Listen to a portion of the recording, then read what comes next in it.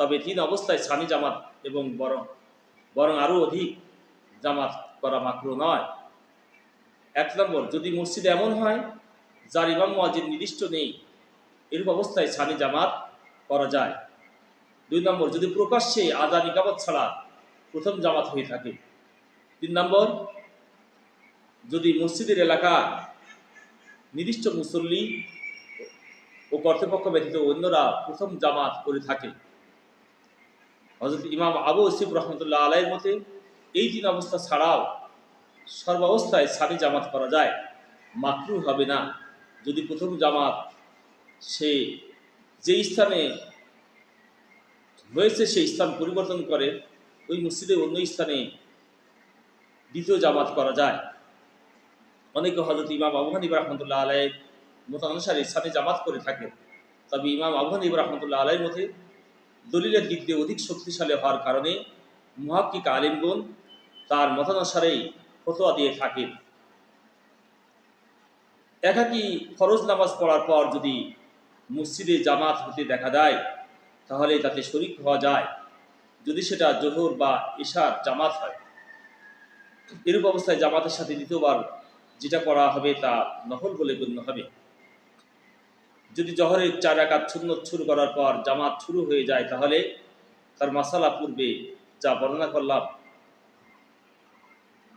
যদি আসর বা ইশার 4 রাকাত সুন্নতে গায়ের মুআক্কাদা শুরু করার পর জামাত শুরু হয়ে যায় তাহলে 2 রাকাত পূর্ণ করার পূর্বে হলে 2 রাকাত পূর্ণ করে সালাম ফিরিয়ে জামাতে শরীক হয়ে যাবে। পরে আর এই 4 রাকাত বা অবশ্যই 2 রাকাত পড়তে হবে না। আর 3য় রাকাত বা 4র্থ রাকাতে থাকা অবস্থায় জামাত শুরু হলে 4 রাকাত পূর্ণ করে তারপর জামাতে শরীক হবে। একাকী ফরজ নামাজ শুরু করার পর ওই নামাজে জামাত শুরু হলে তখন 6টা অবস্থা, যথা 1, যদি 2 বা 3 রাকাতওয়ালা নামাজ হয় এবং যদি এখনও সে যদি দ্বিতীয় রাকাতের সেজদা না করে থাকে তাহলে তৎক্ষণাৎ ডাইন দিকে 1 সালাম ফিরিয়ে ওই নামাজ শেষ করে জামাতে শরীক হয়ে যাবে। 2, আর যদি 2 বা 3 রাকাতওয়ালা নামাজের দ্বিতীয় রাকাতের সেজদা করে থাকে তাহলে ওই নামাজই পূর্ণ করতে হবে, জামাতে শরীক হবে না। 3, যদি 4 রাকাতওয়ালা নামাজ হয় এবং প্রথম রাকাতে সেজদা না করে থাকে তাহলে তৎক্ষণাৎ ডাইন দিকে 1 সালাম ফিরিয়ে ওই নামাজ শেষ করে জামাতে শরীক হয়ে যাবে।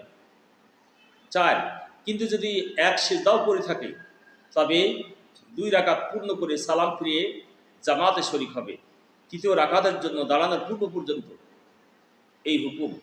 5, যদি 3য় রাকাতের জন্য দাঁড়িয়ে থাকে এবং এখনও 3য় রাকাতের সেজদা না করে থাকে তবে ওই দণ্ডায়মান অবস্থায় সালাম ফিরিয়ে ওই নামাজ শেষ করে জামাতে শরীক হয়ে যাবে।